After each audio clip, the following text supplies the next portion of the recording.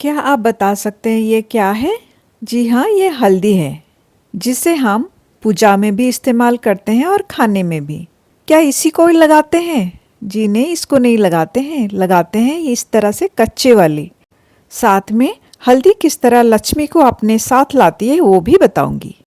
जून का मंथ शुरू हो गया है, यानी बारिश आने वाली है और इसी समय हम हल्दी, अदरक, अरबी आदि बोना शुरू कर देते हैं, जिसे हम बाद में साल भर के लिए स्टोर करके रख सकते हैं। इस साल जनवरी में मैंने अपने टेरेस गार्डन से हल्दी, अदरक और मैंगो जिंजर को हार्वेस्ट किया था, जो कि मैं साल भर यूज़ में लेती हूँ। किस तरह से हल्दी, अदरक, मैंगो जिंजर को लगाना चाहिए ताकि वो अच्छी बैठे, आज उसके बारे में मैं बात करूँगी। उसके लिए पॉट साइज क्या होना चाहिए, मिट्टी की प्रिपरेशन कैसे होनी चाहिए, साथ में धूप और पानी की रिक्वायरमेंट भी बताऊंगी। गुड मॉर्निंग, नमस्ते, मैं दुर्गा पॉट टू प्लेट में आप सभी का स्वागत करती हूँ। भारतीय रसोई घर में हल्दी और अदरक के बिना तो कोई खाना नहीं बनती है। साथ में इसके हेल्थ बेनिफिट्स भी काफ़ी हैं। इनमें एंटीऑक्सीडेंट भरपूर मात्रा में पाया जाता है, जो हमारी इम्यून सिस्टम को बूस्ट करके रखता है, हमारी बॉडी को अंदर से मजबूत बनाता है। इसलिए हमें नेचुरली और ऑर्गेनिकली ग्रो किया हुआ हल्दी और अदरक की सेवन करना चाहिए। जब हमारे टेरेस गार्डन में हम लगाते हैं तो हम पहले पॉट साइज डिसाइड करेंगे कि कितनी बड़ी पॉट साइज में हमें इसे लगाना चाहिए। हल्दी, अदरक जैसे रूट वेजिटेबल्स को ज़्यादा डीप या गहराई वाली पॉट की ज़रूरत नहीं होती है। उसे 12 बाई 12 इंच की ग्रो बैग में आप लगा सकते हैं, यानी जो भी आप पॉट लेंगे उसकी गहराई 1 फीट या 12 इंच की होनी चाहिए। सेकंड पॉइंट, ग्रो बैग या कंटेनर को कैसे भरें। सबसे पहले 6 इंच का सूखे पत्ते का एक लेयर लगा देना चाहिए। उसके बाद 4 इंच का एक गार्डन या किचन वेस्ट का लेयर लगा देना चाहिए। Third and most important point, मिट्टी कैसे प्रिपेयर करना चाहिए। 50% गार्डन सॉइल, 30% राइस हस्क, जो सबसे इम्पोर्टेंट इंग्रेडिएंट होती है हल्दी और अदरक लगाने के लिए। 5% राख, जो कि मिट्टी की पीएच लेवल बैलेंस रखेगी और काफ़ी बारिश होने के बावजूद वो मिट्टी में फंगस अटैक नहीं होने देगी और अपने रूट वेजिटेबल्स को अच्छे से ग्रो होने में मदद करेगी। साथ में हम मिलाएंगे 5% नीम खली और 5% गोबर की खाद। रूट वेजिटेबल्स लगाते टाइम सरसों खली का इस्तेमाल मैं नहीं करती हूँ। रूट वेजिटेबल्स लगाते टाइम उसकी मिट्टी हमेशा भुरभुरी होनी चाहिए। राइस हस्क के बदले में आप लकड़ी का बुरादा या कोकोपीट का भी इस्तेमाल कर सकते हैं। मेरे टेरेस गार्डन की मिट्टी में पहले से ही बालू मिली हुई है, इसलिए मैंने बालू का इस्तेमाल नहीं किया है। आपकी मिट्टी अगर पानी को ज्यादा स्टोर करके रखता है तो आप 5% बालू मिला सकते हैं। आप पॉटिंग मिक्स को कंटेनर में भरकर 15 दिन के लिए छोड़ देना है। हर 1-2 दिन के गैप में उसमें थोड़ी थोड़ी पानी डाल देना है, ताकि हमारी सूखे पत्ते और गार्डन वेस्ट अच्छे से उसमें गल जाए, उसकी गर्माहट निकल जाए और कंपोस्ट में कन्वर्ट हो जाए। फोर्थ पॉइंट, बीज कहाँ से लें। मार्केट में जब हम सब्जी खरीदने जाते हैं तो सब्जी के दुकानों में जो अदरक मिलती हैं वही अदरक भी लाकर आप लगा सकते हैं। अदरक खरीदते टाइम अच्छी मोटी अदरक खरीदना चाहिए। अदरक की तरह आप कच्ची हल्दी को भी लगाने के लिए सब्जी वाली दुकान से ही खरीद सकते हैं।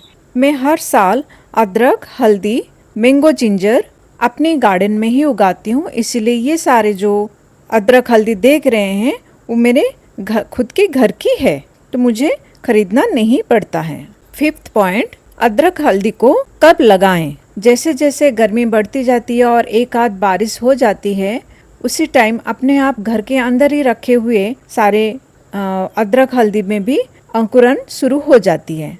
ऐसे तो गांव में मैंने देखा है मई के महीने से ही वो अदरक लगाकर उसके ऊपर चौलाई साग या दूसरे वेजिटेबल्स बो देते हैं और उसी पानी से ही पौधे बड़े हो जाते हैं, और जब जून के महीने में बारिश आती है तब तक वो साग वगैरह हटा देते हैं और अदरक के पेड़ अपने आप नीचे से उगने शुरू हो जाते हैं और जब तक वो अच्छे से क्यारी को भर जाता है तब तक वो लोग सब्जी ले लेते हैं। ऐसे हम भी कर सकते हैं, अपने टेरेस गार्डन के जो कंटेनर्स हैं उनमें भी हम ऐसे कर सकते हैं। 6th पॉइंट, अदरक हल्दी को कैसे बोएं। अदरक हल्दी को हर 2 महीने के बाद मिट्टी चढ़ाया जाता है, इसीलिए इन्हें थोड़ा डेप्थ में लगाना चाहिए, यानी थोड़ी गहराई में लगाना चाहिए। नॉर्मल अदरक जिससे हम रोज घर में चाय बनाने के लिए इस्तेमाल करते हैं, उस अदरक को अंकुरित कैसे करते हैं, सैपलिंग कैसे बनती है, उसकी सैपलिंग लगाते कैसे हैं और हार्वेस्ट कैसे करते हैं, उसकी पूरी डिटेल वीडियो मेरे चैनल में अवेलेबल है, आप चाहे तो उससे देख सकते हैं। यहाँ पर मैंने मैंगो जिंजर और हल्दी कैसे बोया हुआ है उसके बारे में बता देती हूँ।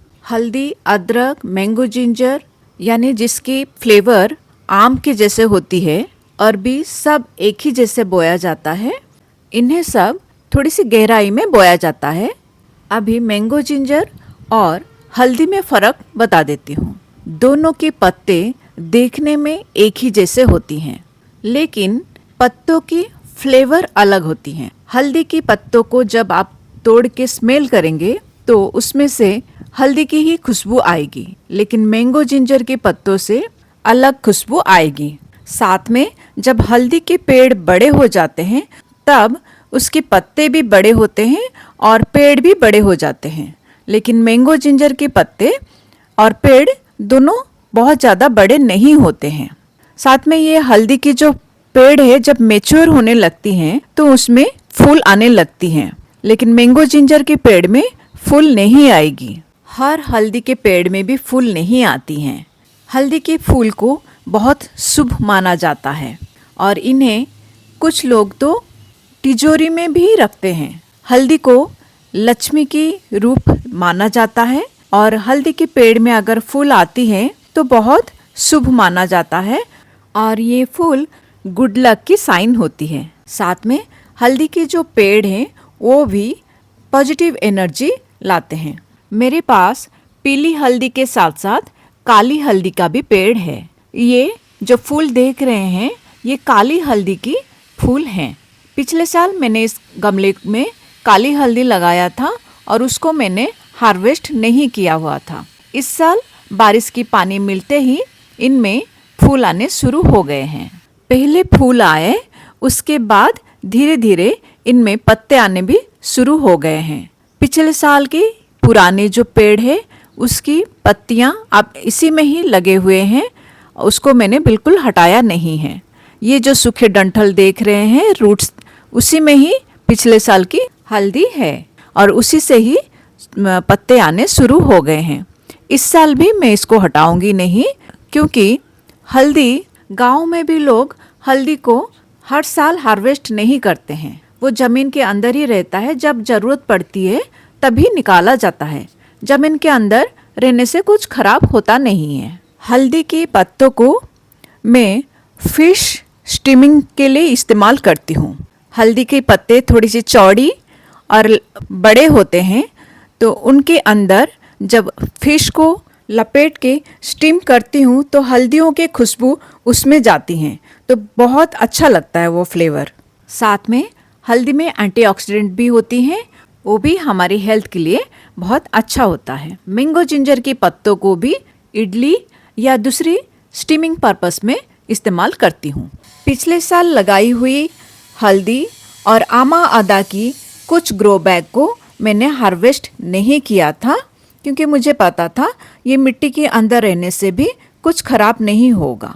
जनवरी फरवरी के बाद इनके पेड़ और पत्ते दोनों सूख जाते हैं। अगर आपको हार्वेस्ट नहीं करना है, आप भी ग्रो बैग में ही इस तरह से छोड़ सकते हैं। इससे अंदर बैठी हुई अदरक हल्दी दोनों को कुछ भी नुकसान नहीं होगा। जैसे ही मौसम हल्दी अदरक लगाने के लिए हो जाता है, यानी मिड मई से हल्की बूंदाबांदी शुरू हो जाती है और जून आते आते खूब सारी बारिश हो जाती है, तब इन सूखी हल्दी अदरक के पेड़ों में से अंकुरण शुरू हो जाती है। जैसे यहाँ पर देख सकते हैं, इन्हीं ग्रो बैग में मेरी हल्दी और अदरक लगी हुई थी। इनमें चौलाई साग अपने आप उगाई है। साथ में इनमें हल्दी के पत्ते भी आने शुरू हो गए हैं। अब इन ग्रो बैग में से इन्हें हटाकर दोबारा से मैं इनको इसी ग्रो बैग में नए मिट्टी के साथ लगा दूंगी। तो जल्दी से इनको ग्रो बैग से खाली करते हैं और किस तरह से नए मिट्टी में लगाना चाहिए आइए जल्दी से देख लेते हैं।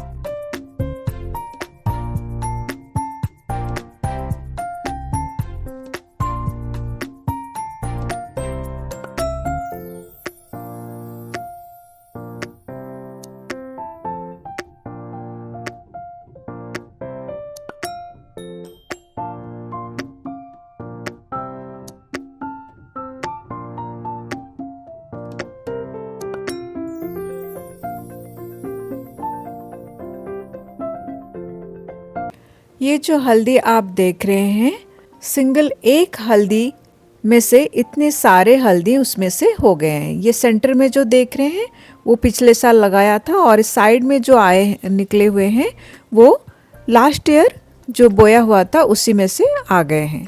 जो किनारे में हल्दी है वो नए हल्दी हैं, उनमें भी आंखें आ गए हैं, यानी इनमें भी अंकुरित हो गई है। उनको हम तोड़ के इस्तेमाल में रख सकते हैं और जो बीच में है उसी को ही लगाने से दोबारा से पेड़ आ जाएंगे। इतने सारे हल्दी मैं अभी इस्तेमाल में नहीं लूँगी, जितना मुझे चाहिए मैं निकाल के रख रही हूँ। बाकी सारे को मैं वापस से ग्रो बैग में लगा दूँगी।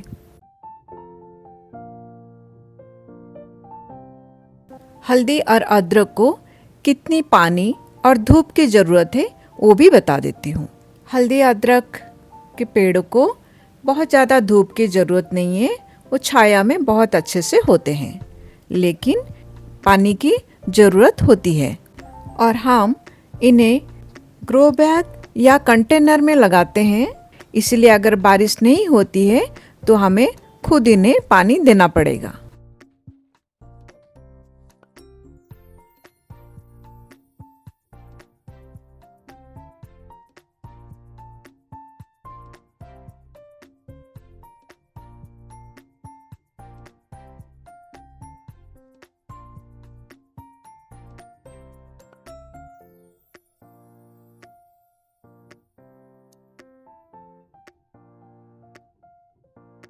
हल्दी के फूल गुड लक लाने के साथ साथ हल्दी के पेड़ घर में पॉजिटिव एनर्जी लाती हैं। जैसे एलोवेरा, तुलसी, लेमन ग्रास, गेंदा या मेरीगोल्ड को हम अपने घर के आसपास लगाना पसंद करते हैं क्योंकि उनमें कुछ औषधीय गुण होती हैं जिससे कि इंसेक्ट्स घर के आसपास नहीं आती हैं। वैसे ही हल्दी के पेड़ में भी एक पॉजिटिव एनर्जी रहती है जो घर के आसपास के नेगेटिव एनर्जी को दूर भगाती है।